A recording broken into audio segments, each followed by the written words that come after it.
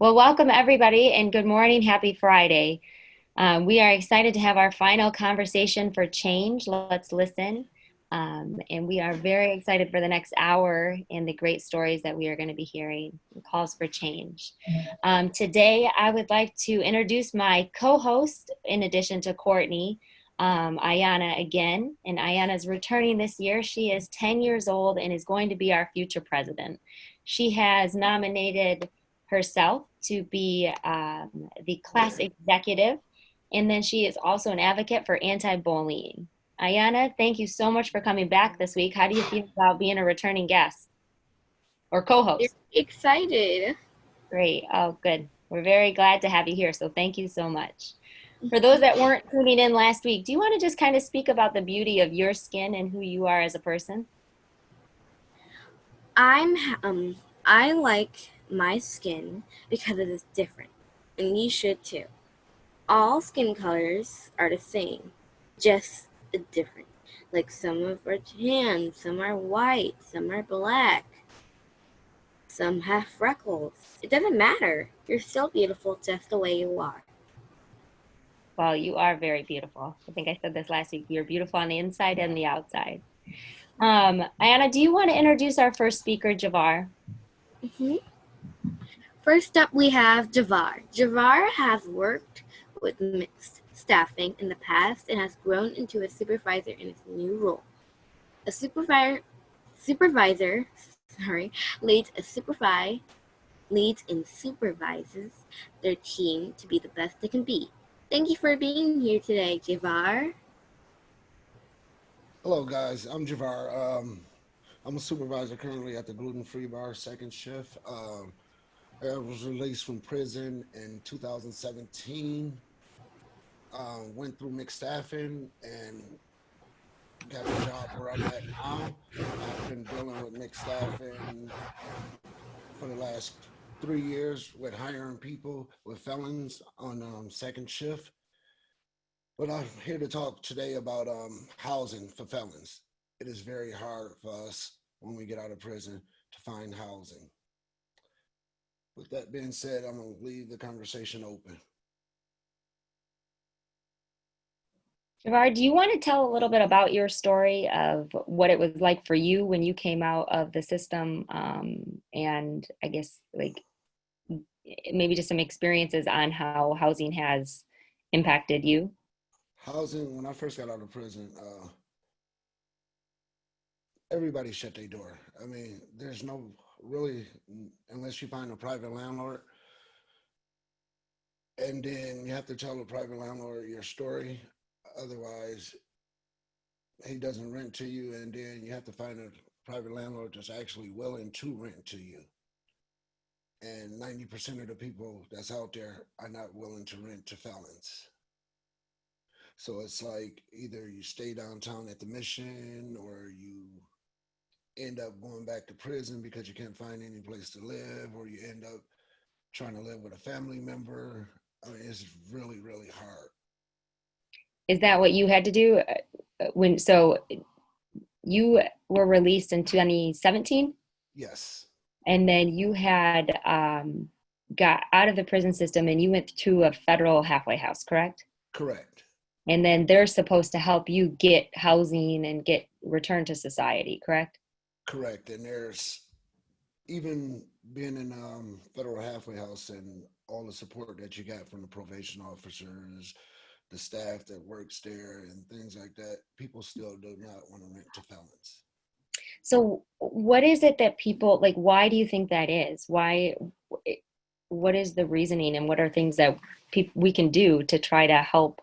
Because so the top three things that you need to not end up back in the prison system would be safe housing, employment, and then food and shut or food, I think. Right. So if the first thing is housing, and you're not able to get that, can you talk to us a little bit about what your suggestions would be for that?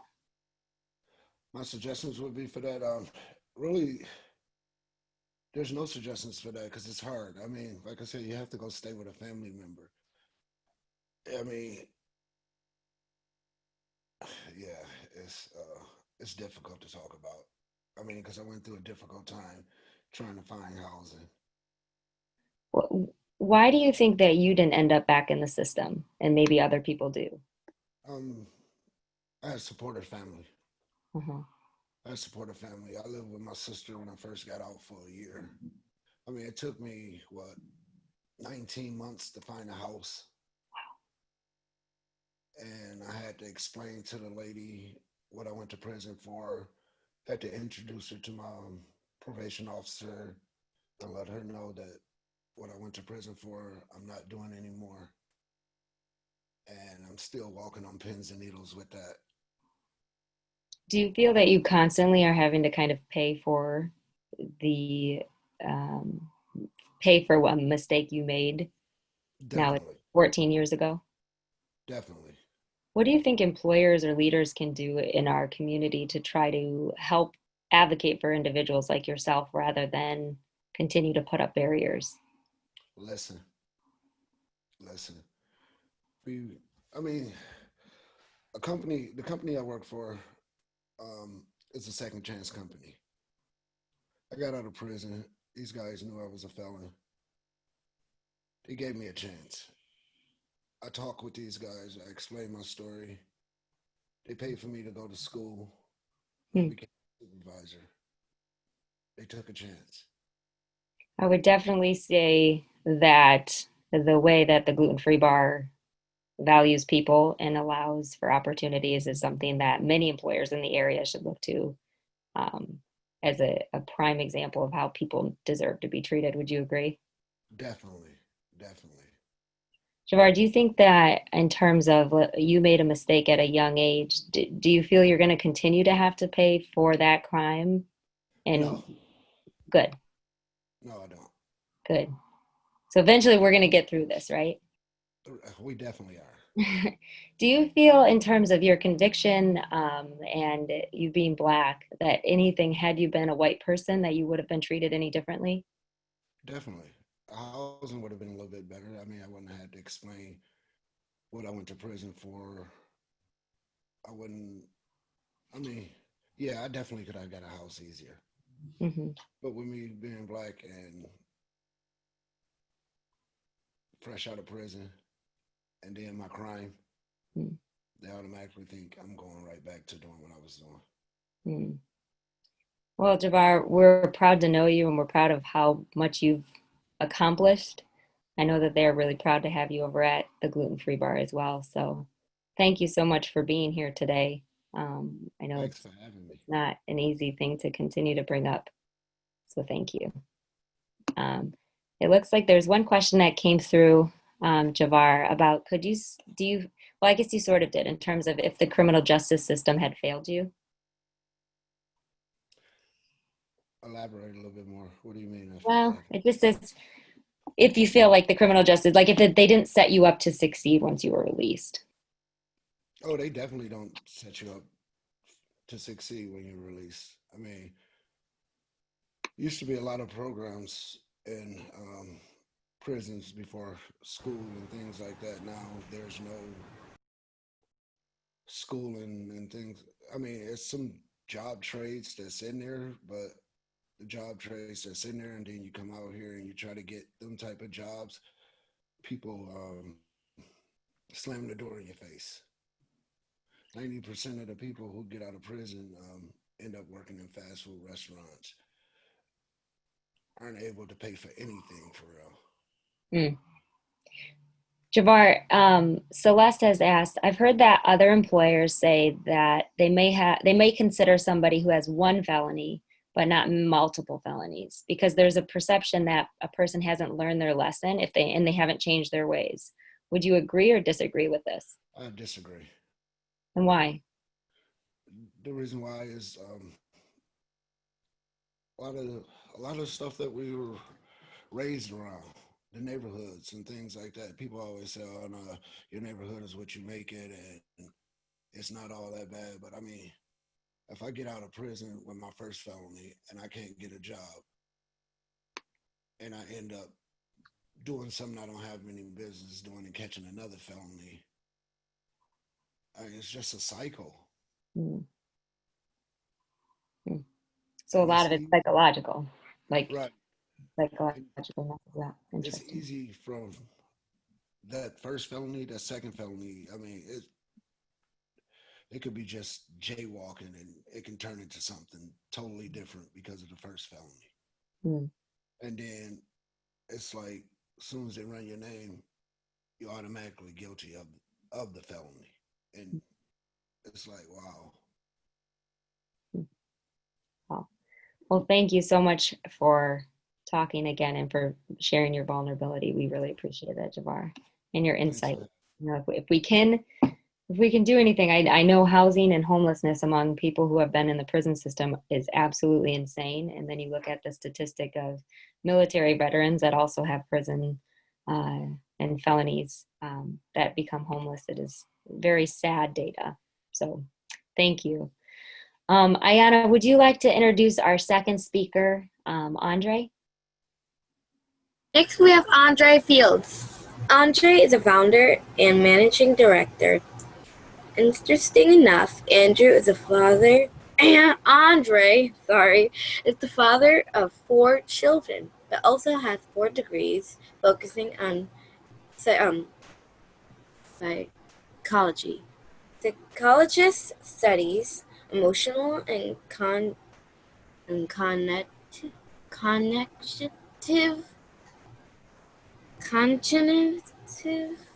Cognitive. cognitive behaviors to help improve progress and behaviors. Welcome on, Andre. Thank you, Ayana. Good morning, everyone. My name is Andre Fields, and I'm here kind of representing myself, but also Grand Rapids Community College. I work there as an associate professor and a psychologist. I'm also an author of several books that relate to American racism and how it impacts the psychological functioning of various populations in this country. I'm also a founding director of a mentoring program for Black males. And over the years, most of my research has focused on, once again, the psychological impact of American racism. We all know American racism is a powerful force or a powerful energy in our culture. And whether you're Black or white or Hispanic or Asian, it's, at some point or another, it has an impact on some of our thinking, some of our emotions, and some of our behaviors. Um, I usually try to sum up my background pretty simply, and say I had a stereotypical African American experience, meaning I experienced a lot of the uh, struggles that a lot of Black Americans encounter in this country. When I say struggles, I mean poverty, fatherlessness, homelessness, violent neighborhoods, underfunded schooling systems, things like that. And so when you see a whole group of people having a certain negative life outcome, at some point as a psychologist, we're trained to ask, is it because this group of people are genetically inferior, or is there something wrong with the environment? And so, of course, I'm going to, I'm going to talk, and I'll talk about a little bit about this later, but, there are a lot of environmental challenges that Black people face because of systemic discrimination. And when I say systemic discrimination, I'm talking about the intentional taking away or withholding of access, resources, opportunities, things like that. And to me, we hear the word racism a lot, but the word discrimination to me is more important. Um, what I have found is racism is basically, it's like a noun, or it's just a thought. It's a preconceived notion that you're superior than another person because of the color of their skin and the color of your skin. Discrimination is much more dangerous because now you're actually affecting other people's lives. So it's one thing to have a negative thought about a person, but once you begin to, again, take away their resources, their opportunities, their access, now you're complicating that individual's life, as well as people who look like that individual, in this case, African Americans. And so a lot of times people say, why does systemic discrimination exist? If you look at all major sectors of society, systemic discrimination is there, whether it's in the education system, the financial system, criminal justice system, the healthcare system, housing, you name it. And so when people ask me, why does it exist so much? Why is it so insidious? the latest research I read or came across, 53% of white Americans admit to having an aversion towards Black Americans in this case. And so there are approximately about 225 million white Americans. If you take 53% of that number, there's about 115 million people in America, or white Americans, who say they have a disdain of sorts towards Black Americans.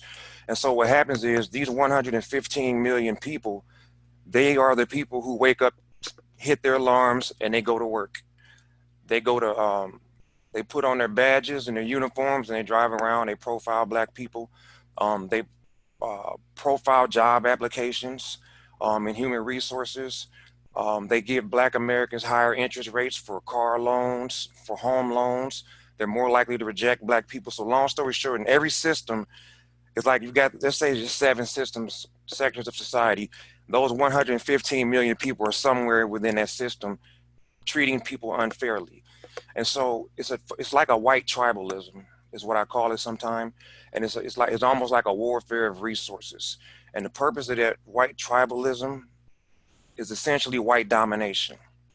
And so when you live in a society where you're a minority and then you have a majority class who has, I guess, kind of, held the power in this country for generations, but then also have unfairly distributed resources, that produces a lot of psychological, I guess, taxation. And a lot of it has to do with race-related stress. When I say race-related stress, all that means is because of the color, it's the stress I experience because I feel like something can be taken away or withheld from me because of the color of my skin. And so with that race-related stress comes a lot of anxiety, depression, frustration, powerlessness, hopelessness, you name it. And so this is not only historical, this systemic discrimination, but it's modern day as well. You can just review statistics and you'll find, for example, white males are more likely to drive around with drugs and weapons in their car. Yet, disproportionately speaking, Black males are more likely to get pulled over. So that's just an example of how systemic discrimination makes it harder for some people and easier for others. And that's why in America, a lot of Black people would tell you that they have a love-hate relationship with this country. Most Black people want to be patriotic, but it's like you have a love-hate relationship with a parent who was abusive. Even though that parent was abusive, was unfair to you, you still love them. But sometimes you don't love them. And it's kind of, I always use this analogy of, I look at America as a parent, and she has 2 twins. She has a Black boy and a white boy. And so the Black boy, she doesn't treat so well. She doesn't affirm him. She doesn't nurture him. She tells him, why even try? You're never going to make it. You're going to be just like your loser uncle, etc. She tells her white child, you deserve to be a leader in this country. You have all the abilities and capabilities necessary to be successful. Just work hard and you'll get there. Then what that parent does, she sends those 2 little boys out into the world, and you can predict when they come back home, in the course of several years, you can predict who's more than likely to be successful. And then just like a bad parent, America does the same thing. It says, well, she tells her Black son, who you became and what you decided to do has nothing to do with the way I parented you, because I raised you in the same house as your brother. And so America, just like a bad parent, doesn't take responsibility for the fact that it hasn't been fair to its Black citizens. And so I like to call it white America's burden. And this is kind of white America's burden. White America has this cognitive dissonance that it deals with. It says on one hand, yep, racism exists. I know it's not fair, but you still should be able to thrive just as well as me in a superstructure that is strategically designed to hold you down. And so what I would say in closing, when I think about what needs to take place to make things better, I try not to blame. Sometimes I blame the victim. Sometimes I blame the system. If you ask me whose fault it is, or who is to be blamed for Black America's struggles socially, I'm going to blame American racism and systemic discrimination. At the same time, I'm going to hold Black America responsible for working and fighting to get out of that situation and improve their personal situations as a people. And so it's just like the parent. If you ask me, whose fault is it that Mother America's Black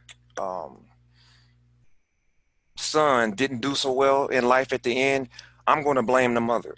But at the same time, I'm going to sit that Black boy down and say, look, I know life was messed up. You had a terrible parents, but you got to make it happen.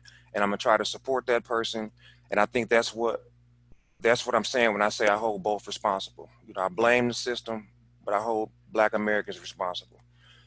So on that note, I'm done with my tangent. That was awesome, Andre. I feel like you Thank you. provided a lot of knowledge and wisdom. I think Ayana has a question for you.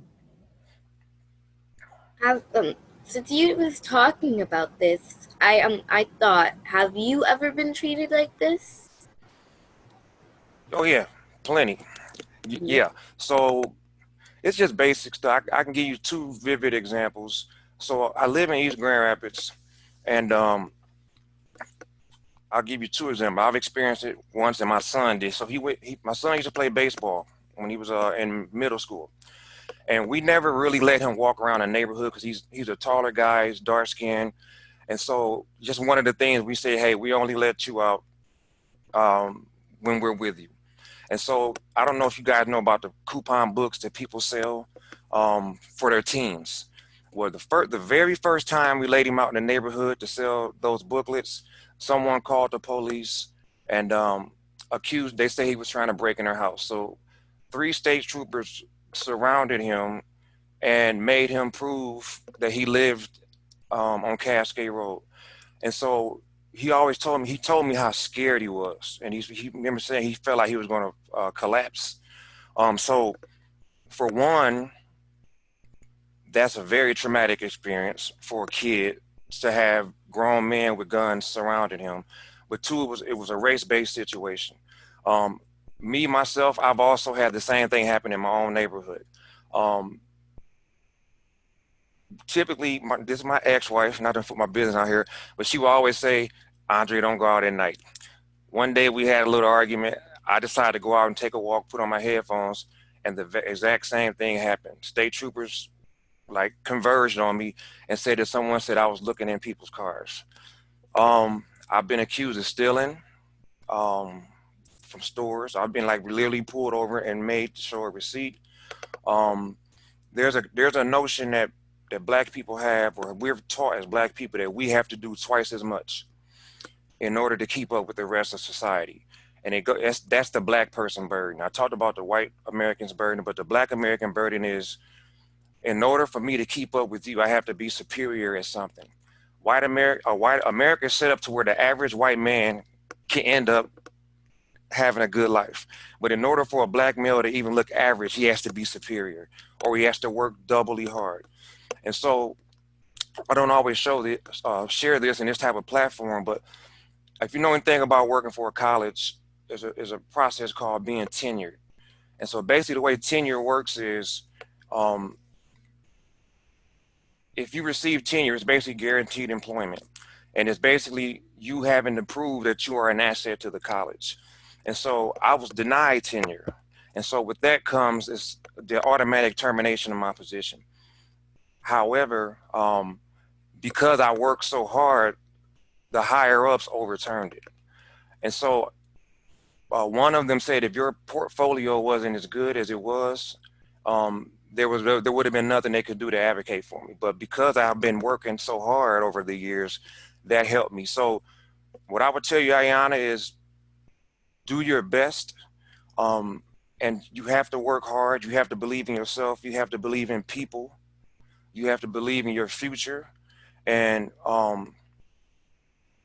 that'll get you through, because you're more than likely to experience racism, especially if you're going to be running for president one day. You're going to experience racism, and you can't let it disempower you, and you can't believe the lies.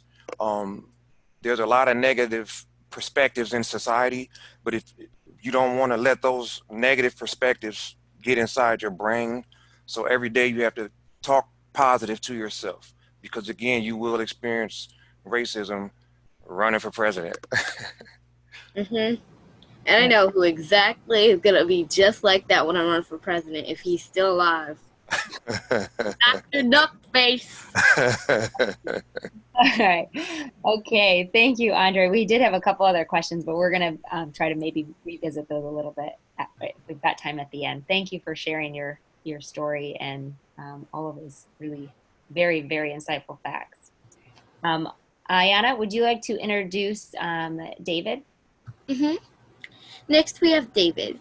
David works in education industry and has been a principal of West Ottawa Public Schools for 10 years. His most important job is raising a transracial family. I've learned that transracial families adopt children of a different race. We are excited to hear from you, David. Hey, thanks so much for having me on. Ayana, I am seeing that I have some teachers watching this right now, and I'm wondering if they are trying to probably recruit you to get you into their classroom because they would love to teach a future president. So thank you so much for doing this again this week. Obviously, if you're watching this right now, you know that I am not a Black man. So the story that I'm going to tell today is going to be very different from some of the other guests because I've spent my entire adult life really benefiting from my white privilege. And so as you already heard, I'm an elementary principal, and what I really strive to be is an educational leader. I strive to be an advocate for all 500 or so students in my building. But like you heard, my most important job is that of a father. I have 4 kids. Kingston and Kyrie are 9 years old. Ezra is 6, and my daughter Justice is 4. And we are a transracial family. We adopted Kingston and Kyrie from Ethiopia when they were about 5 months old. And what I want to talk about today, what I want to share today is what it kind of means to me to be a white man who is a father of Black boys in America, and also in America at, this really kind of trying racial time. So I'll start a little bit with our adoption experience. One of the things that we learned in our adoption experience took about 2 years. And one of the things that we heard when we were adopting, when we had kind of focused in on the country of Ethiopia, is that for white parents looking to adopt, Black boys are not as desirable as other races or ethnicities. And that's, I think that's something that's really jarring. And when you hear it put that way, just, there's a lot to unpack there. Fast forward kind of 2 years, and because our adoption process took us 2 years, and my wife and I, we brought our boys home, and we slowly started to venture out into the world. And that's where we started to, as a family, experience some microaggressions. I remember walking around Target trying to do some shopping, and on multiple occasions, strangers would come up to us and tell us how cute our kids were, but they would also start essentially like petting their hair. We would have strangers come up to us and say, "Oh my gosh, your kids are so cute, but how do you ever tell them apart?" Our kids are not identical twins, and in fact, they don't actually look that much alike. So those are some of the first maybe microaggressions we experienced as a family. And as our kids were infants and toddlers, we really tried to make an effort to do our best as white parents to honor their culture, to honor their heritage. Grand Rapids is a great spot where there's 3 really good Ethiopian restaurants, Gojo's, Gersha, and Little Africa, and we would try to get there as much as possible to immerse ourselves in the culture. And in Ethiopia, communal eating is a very big thing. My wife and I are also both educators, and we know the importance of early literacy, but we also really know the importance of representation.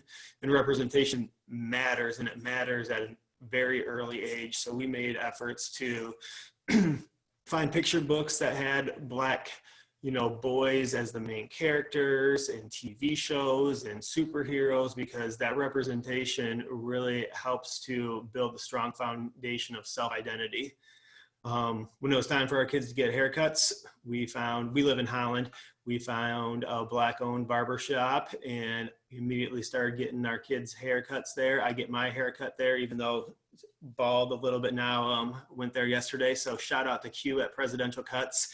He's been cutting our hair for about 8 years, and that's just been a great family experience to do together.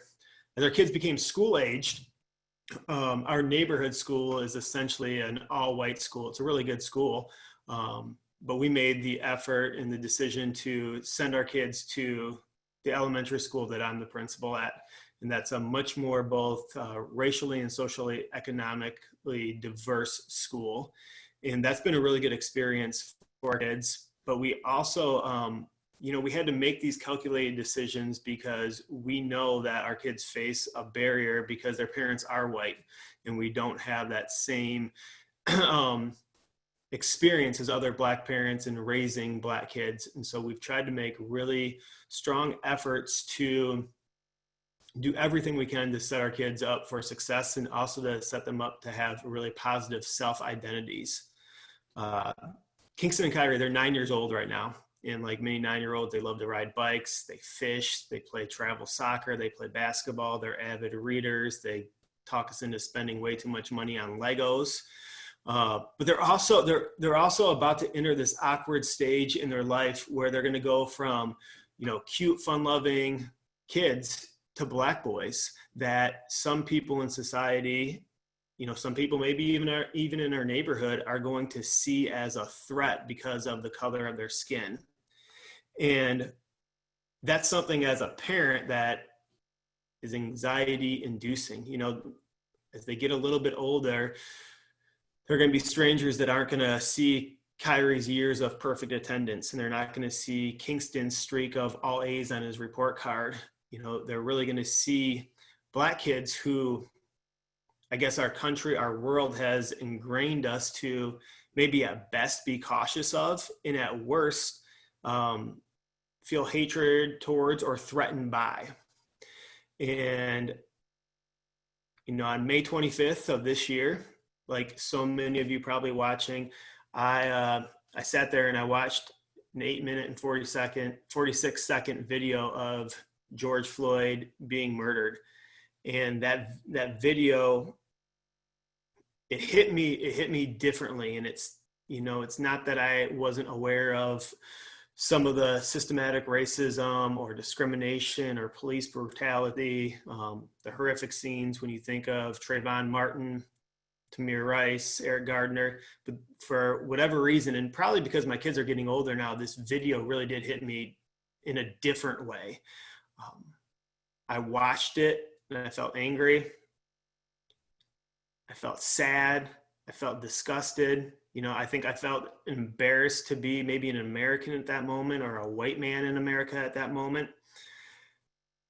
But as a parent, I also felt this deep sense of fear and anxiety because as parents, our number one job is to keep our kids safe. And over the course of that 8 minutes and 46 seconds, I had this, maybe again, a sobering feeling, a sobering sense of, I'm not always going to be able to keep my kids safe. And that, that's all parents' goal. Shortly after that, I sat Kingston and Kyrie down and I had the talk with them. And for maybe some white viewers watching right now, what that talk is I had the talk and I had the conversation with them about how to interact with police and what dangers they might face themselves when they interact with police that, I don't, as a white man, need to worry about. Talked a little bit about how they need to conduct themselves in public now as they're getting older. We talked about why we don't play with squirt guns out front or Nerf guns or sticks that look like guns. And as we have this conversation, Kingston, who is probably my more even-keeled son, just immediately started crying before we even got into like some of the specifics. And I think those tears, he became overwhelmed with the fact that, and wrestling with the fact that there are going to be people in this world who are fearful of him, are hateful towards him because of the color of his skin. You know, as a white man who's a father of black boys, some of the things I've learned is that I need to show up every day. I need to be ready to fight against racism and against injustice. I need to be able to recognize and name my privilege.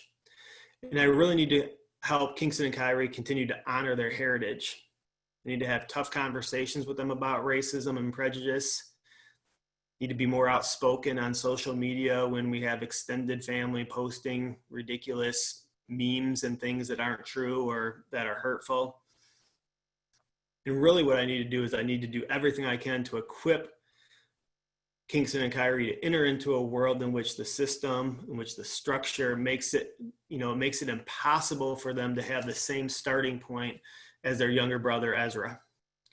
So I guess if you're watching this, and I know my time's about to come to an end, so if you're watching this, I really would encourage you, especially white viewers right now, to listen to our black brothers and sisters, listen to our black friends, hear their stories, hear their struggles, and validate them, and find ways to walk alongside of them. We all need to be allies. We also need to do the work of being anti-racist. You know, been working through some literature and some books recently, and in the book, So You Want to Talk About Race, the author states that anti-racism is the commitment to fight racism wherever you find it, even if that's in yourself, because that's the only way forward. And so one of the things that I've been wrestling with and talking about is, and this is what I guess I'll leave you with, you know, racism really, to me, isn't a black problem. It's a white problem. And so for, you know, all the white allies tuning in right now, I want to just challenge you to show up every day to fight that racism wherever you find it, because my kids, the panelists here, you know, all black, brown people deserve that. They deserve us to fight for them. So, you know, all lives truly can matter. And before all lives can matter, black lives need to matter. So, you know, thanks for your time today. It's an honor to be a part of this, and excited to continue to learn from the rest of you today. Thank you so much, David. I found myself getting emotional.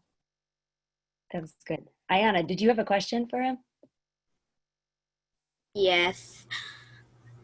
Have your kids ever came home saying that they were mistreated by other kids at school? For sure. And sometimes I think it's been because of their race, and sometimes it's just because, you know, I saw that you do some work on anti-bullying. But, you know, just this year, my kids are going into 4th grade. And so just this year, my son, Kingston, had the experience of the N-word being used, not necessarily directly towards him, but on the playground. And, you know, I'm the principal at the school, so he came right into my office and we had to have that conversation kind of on the fly.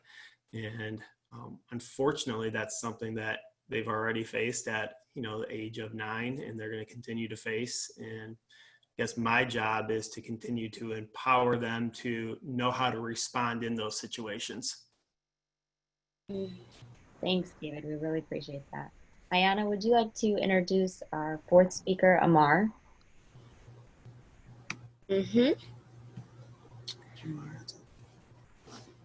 Now we have Amar Butler. Amar describes himself as people-oriented, which means he loves working with and helping people. He currently is managing partner of My Life Sport and Social Club. Sports are important because they help people work together as a team. Sports are not only good for you, they are fun too. Welcome, Amar. Thank you for the introduction, Ayana. Miss President. I encourage you to use Twitter responsibly when you become president. And I also want to thank Mixed Staffing for creating this platform for people to feel comfortable and be able to speak to their experiences and just share their stories. So thank you to the mixed staff as well. Just quickly, a little bit about me. Again, my name is Amar, and I wanted to just very quickly touch on my name and where it comes from for people that don't know me. So I'm named after my Aunt Emma. She was kind of our family matriarch. She kind of handled everything pertaining to my mom's side of the family. And she was unable to have children. So my parents just put 2 R's on the end of Emma. And that's where I got my name from. And it's something I'm extraordinarily proud of. And she was an incredible person. And, hopefully I can measure up a little bit to what my aunt was able to accomplish while she was here. And the subject I want to talk about today is going to be personal wellness and just kind of finding peace in such a difficult time in American history and world history, really. So again, my name's Amar. I grew up in a small town, South Haven, Michigan. It's right on the coast of Lake Michigan. With where I grew up, there's a decent amount of diversity, whether it come from, we had a large Latino segment that would come in the summer times and help pick the blueberries in the area. And with that, I learned very early on to kind of accept people for who they are and not treat anyone differently because of their race or how they looked or anything like that. Within my immediate family as well, I have members of the LGBTQ community, and in my extended family, my family looks like a pretty big hodgepodge of people. There's lots of different races, different sexual orientations. So I really learned early on just to treat people well and accept and celebrate diversity. And within that, within my family, I also have members of my family that are in law enforcement. And while I was being introduced, at the bottom of my photo, it said, "He is George Floyd."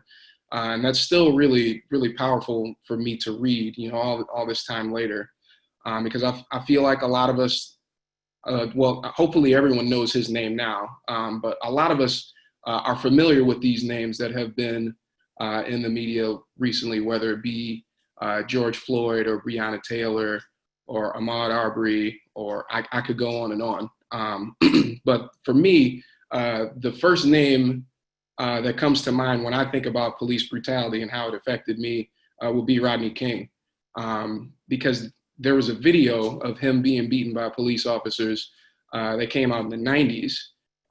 So that was kind of my initial awakening to police brutality, and just kind of dealing with it in the sense of I was brought up to trust law enforcement and understand that they're people that are hired to protect and serve us. And that was kind of my first experience, just realizing that, hey, they make mistakes too. And there are problems within their organization as well. So when I initially learned of what happened to George Floyd, my first response was to, or I should say my defense mechanism was to just kind of put it off. I kind of ignored it because, like I said, I've experienced, or excuse me, not personally, but I've been familiar with police brutality my whole life. So just as a way to protect myself from getting upset about seeing George Floyd's murder, I just chose to put it off. But that that has a shelf life. You can't ignore things like that. And fortunately, our country, given our situation with COVID-19, the world situation with COVID-19, I think we all had to handle this George Floyd thing, and we all had to watch him being murdered. And like David touched on earlier, hearing about police brutality is one thing, but seeing it makes it very real. And unfortunately, to this day, I still haven't been able to watch the George Floyd video, and I don't think I'll ever be able to, just with the trauma associated with that. But his death made everyone kind of deal with this thing. So when I finally did process it, that kind of allowed my emotional floodgates to be opened. I spent a lot of time being angry, frustrated, spent a lot of time being, feeling heartbroken about everything that was happening. I wasn't sleeping well. It started to manifest in a lot of different ways. So, excuse me. Just dealing with all those emotions and trying to find a way to process things and to be okay. In the midst of all of this, I fortunately had some friends that got engaged. With their engagement, they invited me up north to come spend a little bit of time with them. And this was the same week that we had the riots here in Grand Rapids. We had a peaceful protest that Chief Payne took part in. And as that was occurring, I felt really, despite all the hurt I was feeling, I was feeling really encouraged. And I felt like I wanted to remain a part of the movement that we had going on. So a little bit of what I was feeling was guilt from just going and spending time with my friends and celebrating their engagement. I felt a little bit guilty just trying to find some joy in such a difficult time. And fortunately, I have some great friends. I have some great family. And my best friend said, and this really stuck out to me. He said, "The struggle will still be here when you get back." And when he said that, it kind of allowed me to explore being able to find wellness in this difficult time. So I was able to go up north with my friends. Just the four of us initially. We just got to spend time talking to each other, laughing, crying, and I thought it was really important to spend time with loved ones. Some of the things I was also able to do, we got to exercise together. That was very fulfilling. We went hiking, we went kayaking. Just finding things that made me happy, that were fulfilling to myself, that I was doing with others. But I also am grateful for my friends that they allowed me some time to just do something by myself. So they let me go off, and that's kind of what I want to speak to today. It's great to find it's great to do activities with friends and family members that are fulfilling and invigorating. But I think it's important that all of us be able to find some personal wellness and carve out time for yourself and do activities that don't necessarily involve anyone else. For me, I spent a little bit of time meditating. I spent a little bit of time listening to music by myself. I spent a little bit of time reading scriptures, reading books.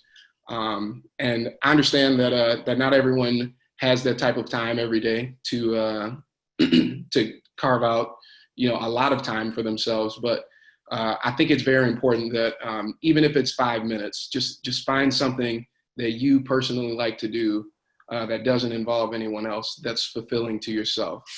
Because I think it's difficult to fulfill others if you yourself are empty. Um, I'll end things by saying, allow some grace for yourself. Find your personal peace, whatever that may be. And if you're in a position, offer that peace to others. Thank you, Lamar. We really appreciate that.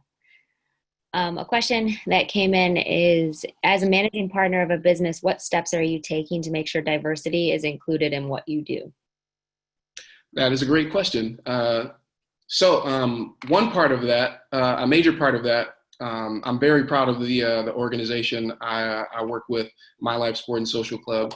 I'm actually wearing our season's T-shirts, and it's backwards, but it says equality, and that's that.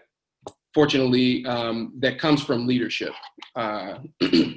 It was important to us that, within our leagues, diversity is just kind of built in because, as Ayana touched on earlier, sports are a great thing to help bring people together. And specifically within our organization, we want to be welcoming to all people.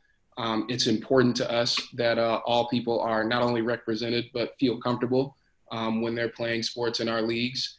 And and on top of trying to remain responsible and do everything we can do COVID-19 related to help keep our players safe, it's a big deal to us that everyone is seen and treated as equals, and diversity is respected and celebrated within our community and within our organization. Very good. Thanks, Amar. We appreciate that. Ayana, would you like to introduce our final speaker, Mr. Andre Pillow? Yes.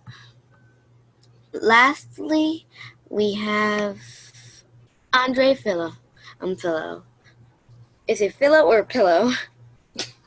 Pillow, just like you sleep on. Sorry, Andre Pillow. Okay. Andre Pillow is the founder of DNA Golf Instruction. His goal is to teach the sport of golf to everyone around the world. Golfing can be hard to master because of the obstacles, but it is fun and it's age-friendly, and it is an age-friendly sport to everyone. We're excited to hear from you today, Andre. Well, thank you, Ayana. And I am very, very proud of you. I have 3 young daughters, 8, 5, and 2, and you're hopefully going to be a role model for them.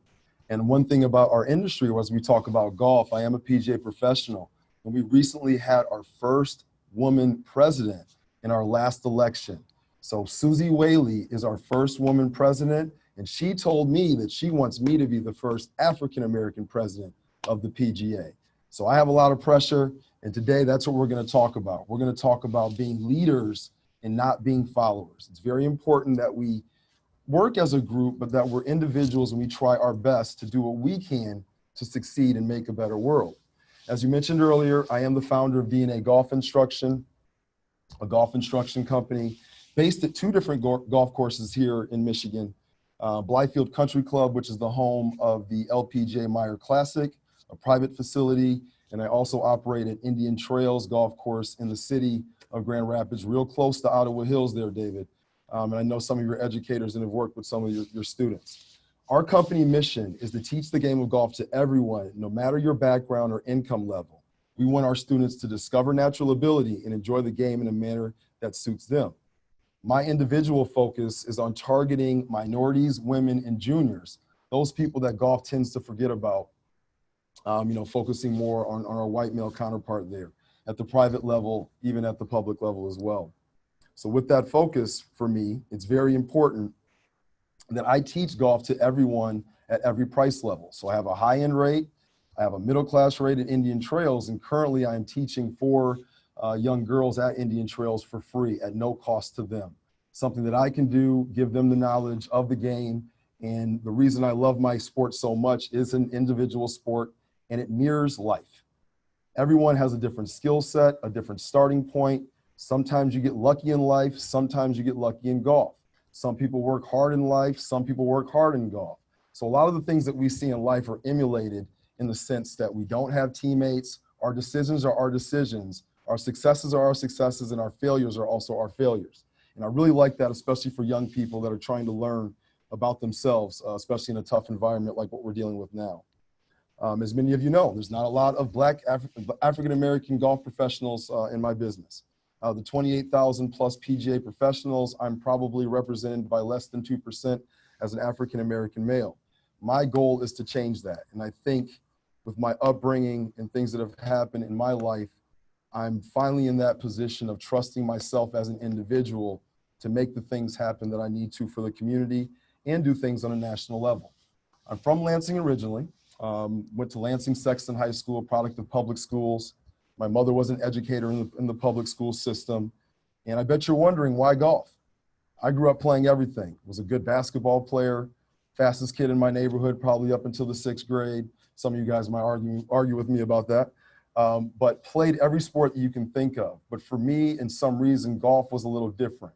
I had time with my father on that golf course, and I learned about myself more in playing golf than I did in any other sport. So when it came time for me to get to high school, and all of my friends that are expecting me to play football, they see me walk in this school with these golf clubs. It was nerve-wracking, and they were wondering, what is this funny sport, this white sport that we see Andre playing, that he won't even play football, he's gonna play this. So it was a tough transition going into high school, but I had a mother and father that taught me to think for myself and to be an individual in every situation, and I knew I wanted to play golf. The funny thing was, after my freshman year, of those people making fun of me and being almost scared to bring my golf clubs to school, I started getting support. The more times my name was mentioned on announcements, those same people that were making fun of me started supporting me. They started empowering me, and they started letting me be who I wanted to be in the first place. So golf taught me that. It taught me to be myself, and the successes I had in golf led me in a certain direction. I am the child of an educator. My mother had her PhD in child psychology, and she taught me to think for myself, to not follow the crowd. And right now we do have crowds that are moving in some positive directions, but I want to remind those people in those groups and in those crowds that you can still do things as an individual to push an agenda and to make things better. Very, very important. And I thank my mother for that. She passed away about 6 years ago when my oldest child was only 2, and something came from that was positive. I saw a leader in my mother, but when she was gone, it was time for me to step up and be a leader as well, to do the things in the community that I saw and to help and support those that need help and guidance. And I'm doing it through golf, not through education like my mother did. But it's still helping, and I'm still using my skill set to go a certain direction. My company is gaining traction here in town and also nationally with 3 videos on PGA.com. And my goal is to take the community with me. As I mentioned before, I'm teaching 4 kids for free right now. I'm hoping to double that by the end of the year. Without COVID, I was hoping to have up to 12 kids. And I don't mean just exposing them. My goal is to give them everything that the private club junior golfer would have in relation to clubs, equipment, and time and energy so that I can empower that child to be whatever they want to be. That is the gift of golf. And if we have people around the game, people that can support efforts, we can create change. Our kids are special. Our kids are talented. Our kids are underexposed to things that can change their life. And my job is to expose them to those things that I think are important. There's a famous W.E.B. Du Bois quote that mentions, by being your greatest, you teach others how to be great. And that's what I'm here to do. I'm here to show people how to be great, put my best foot forward, and hopefully others can follow suit. And we see that in sports. We see that with relationships. And one thing that I wanted to mention as we wrap up here, like I said, be an individual, right? Don't follow the crowd or do things based on what the crowd says to do. One of my best friends from college, Ken Jordan, great friend. And we have, arguments about certain things. And one of those arguments we have is about traditional colleges versus HBCUs. We met each other at Tennessee State University, but to this day we have arguments about the environment. He thought the environment was a great environment. The camaraderie was great. And he felt better learning in that environment. But for me, I felt like we weren't really competing in what I consider to be the real world. And I could see the differences between some of the higher end universities and our universities. So we have this debate, we have these arguments. Best friend, right? Very smart. I trust his opinion. and we disagree on those things. I'm bringing that up to say that those thoughts, those differences in opinions, they all come from the same trauma. They all come from the same history, the civil rights battles that we fought, the slavery that we both have in our past. So we all have ideas that stem from the same stuff, the same trauma as Dr. Andre mentioned early on. And I want to identify that. Maybe we should move as individuals. Maybe we should try to do more as individuals and work harder to reach an individual goal. Maybe instead of getting involved, and even as an example, voting, maybe you should run for a local office. So I want to encourage everyone to be an individual. The sport of golf taught me to be an individual, and I'm using that as my tool to teach other kids how great they can be. They can be great just like any other kid. As long as they put the effort forward to do so, we can succeed as a group. That was awesome. You left me feeling inspired. So thanks, Andre. Thank you. I've got one question from the attendees, and then I think Ayanna had a question real quick. What is it like being a Black man in the golf world, and do you often feel disconnected?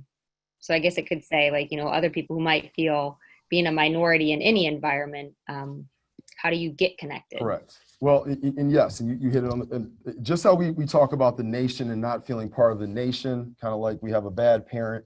I feel that way about my organization as a PGA professional. I think that we finally learned, and from the leadership, they're creating programs, which I'm a part of, to create more diversity and inclusion. And I'm in the room. So what I would tell you, yes, it's tough. What I will tell you, you know, have I had barriers in front of me? Yes. But I'm not afraid to fight those barriers. And once again, I'm not going to wait for the group to say it's okay. And this is one other thing in relation to that that's very important.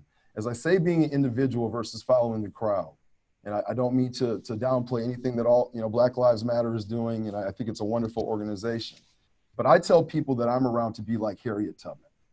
Harriet Tubman wasn't waiting for anybody to tell her what to do. Harriet did what she needed to do with the people that she needed to do it with to make change happen. I'm like Harriet Tubman in relation to what I'm doing in the golf business. I'm setting my own tone. I'm creating my own environment. I'm working with minorities here in town and on a national level, helping kids via virtual golf lessons in South Carolina, Ohio, wherever I can find a way to help, I'm doing it, just like Harriet Tubman. So that's what I will tell you. Be a part of the group, but remember to be an individual and use your brain to figure out what change you can make immediately. And that's what I'm doing in my industry. And now they're looking at me even from a section level as being a leader, potentially joining the board, and doing some things on a national scale as well. So just remember to be like Harriet Tubman and we'll be all right. Awesome. Ayanna, what was the question that you had? Did your friends, when you were younger and you started golf, did they make fun of you because you wanted to do golf? Some of them did, yes. And that's the thing about friends. Friends can joke around a little bit and it's okay. But did it stop me from wanting to play? No. And this is where we get back to what we need to do for our youth. I love the organizations that work with youth. But I feel like I don't want our children to be afraid. I don't want them to be afraid to succeed. I don't want them to be afraid to fail. When you were a baby, Ayanna, you fell in your face 1,000 times before you learned how to walk. As soon as you learned how to walk, you know what you tried to do immediately? You tried to run. And you started the process all over again. So let's not be afraid to fail. Let's put our best foot forward, and let's really try to be there for our kids in relation to mentoring them and giving them an opportunity. Very good. Thank you, Andre. We appreciate that. We'd like to go into closing remarks and closing statements, calls for change. If we can go in the order of which we started, we'll start with you, Javar, go to Andre, David, Amar, and then Andre again.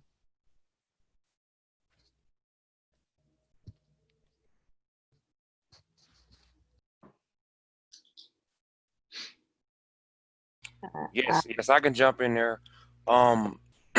I kind of already said this, but I think it's important for Blacks and whites and all races to take responsibility for their individual progress, kind of like what Andre was speaking on. So, because we need to progress as a collective group, but we also need to have our individual goals. This is something I've been working on and thinking about, and working with a group of guys. If you ever read the book of Exodus, it's a story in the Bible where God sent Moses to take the people out of Egypt. And I strongly believe that Black Americans need to escape their oppressor or leave their oppressor, meaning we need our own communities. We need our own economy. We need to make and create jobs. And I feel like until we can have our own community, um, and nurture ourselves, we're going to always be fighting against discrimination. White people have their own communities. East Grand Rapids is a white community. Ada is a white community. And so there's nothing wrong with getting with your people and empowering one another, um, and making sure that discrimination is like, here's an example. When I walk on the street at night around my neighborhood, I'm not worrying about muggers, robbers, rapers, killers. I'm literally worried about coming across the police. And that's an example of not having your own community.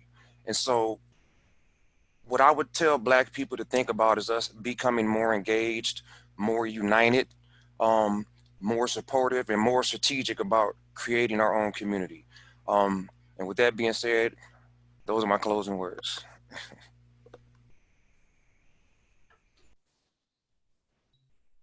Do you want me to just jump right in next?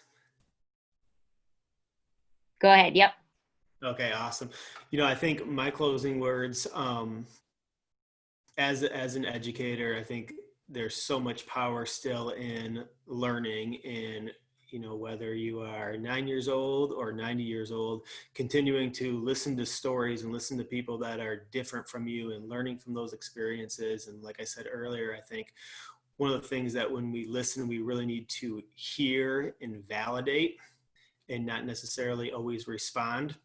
And then I guess the last thing I want to say is, I didn't touch on too much as my job as a principal, but in all schools, there is a great need for volunteers to come in and mentor kids who are struggling, who have home lives that might look more challenging than others. So if you're looking for things to do, reach out to local school districts, local elementary schools, and step up and volunteer and mentor. So thanks for having me. Thanks, David. Lamar? Yeah, just really quickly, I came across a quote the other day, and I really loved it, and I wanted to share this with everyone. It said, "Be forgiving of your past self, be firm with your present self, and be flexible with your future self." And that was huge for me. And as it relates to personal wellness, and given the climate that we're in America right now. If you haven't done very much right now to contribute to the change that you'd like to see, to Black Lives Matter, to all the movements that are occurring in America today, that's okay. But my call to action would be the time to do nothing is over. Not everyone needs to be on the front lines. With speaking or using Facebook to or any platform they have. Not everyone is built to be on the front lines, but you have to find some way to contribute. Reach out to people you trust. Be honest with yourself about your feelings and emotions, and if you encounter something within yourself that you don't necessarily like. As I mentioned, be firm with yourself, but be flexible with your future self. So I'll leave it with that. Just make sure you're doing what you can to spread love and being a part of the change you'd like to see. Awesome. Javar, I see you unmuted yourself. Are you ready? Yes, I am. All right. Make sure you speak up. Okay, yeah. My closing remarks will be, let's, as a people, let's take a look at reforming people when they get out of prison. I mean, people go to prison, they get out, and it's just like they still in prison. Mm. There's no direction. when you get out of prison. And a lot of that is mental health. I mean, you got people that say, well, you went to prison, you did your time, you can get out and get a job, but mental health plays a big part in that. And that's something that's not being looked at when people get out of prison, the resources to actually help people. Very good. Thank you. And then we're gonna close with Andre, and then we're gonna have we have an intern through the city of Grand Rapids started a through all this going on with George Floyd. They had a youth internship program, so we have Victor with us too, and he was going to close on something, and that's with employers in the area hiring 1,000 inner city youth. So we're grateful to have him here too. Okay, it's on me? Perfect. So I guess I'll leave you with this. You know, as I mentioned before, my mother was an influence on me, you know, having her PhD and raising me a certain way to think a certain way. And I want to remind everybody that we come from greatness. If you can even look at the time, slavery to now, in the inventions, you know, the traffic light, the high heel shoe, the super, Charles Drew with the blood transfusion. We can mark all of the things that our people have done in times when they did not have the freedoms that we have now. So as bad as it is now, I'm going to encourage everybody who's listening to this to do something to be great. If you are great, someone else will see that and they will become great. That is the only thing that we have to do as a group, is be great and show people what it looks like. Awesome. Thank you, Andre. And then Victor, did you have closing remarks, and Courtney as well? And then Ayana, looks like you're going to close us out, right? All right, Yeah. Go ahead. Thank you, Sarah.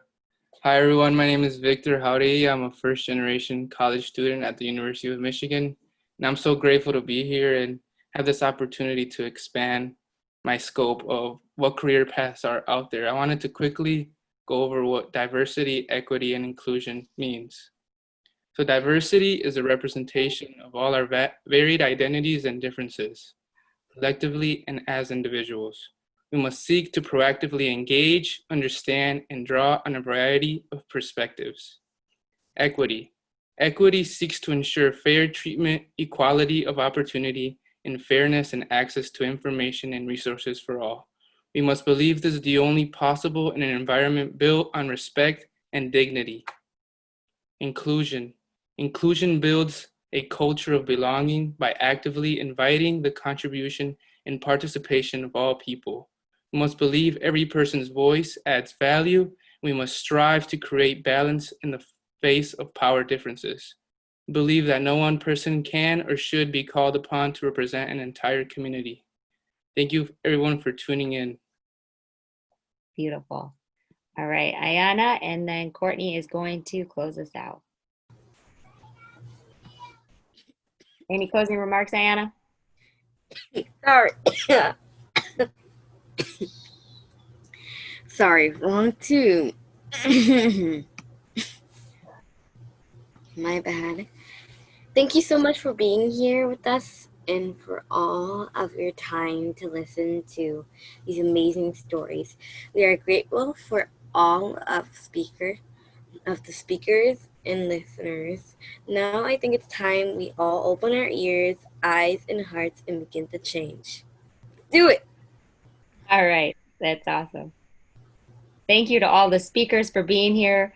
Thank you to the people that are listening and tuning in. We want to invite anybody who wants to continue these discussions to reach out to Courtney or myself or one of our team members, and we will do our best to come into organizations and companies and train and educate people on diversity and the importance of everything that comes with DEI and making change. Mm-hmm. So thank you guys. Courtney, anything? Yeah, no, thank you all. I've seen many people who've been here almost every single week with us, and we're just, again, grateful that you're here to join us at the table. And again, I just want to close with you guys taking action. I feel like go on our Facebook page and go back and watch every single webinar if you have not already. And I've heard the consistent stories and the consistencies that many people have had in each week, and just find those and see what you can do to help and take action. We have so much knowledge and wisdom in our very own community, but we need those actions too, and we really depend on your support to help make this change in our community. So thank you all for being here. And I'm excited to see how this grows in the future. And again, like Sarah said, if you want to know how you can be a part of this, just message myself or Sarah. Yeah. Thank you guys. Have a great Friday. Enjoy your weekend and try to stay cool. Take care. Thank you, everybody. Bye. Bye. Good, Linda.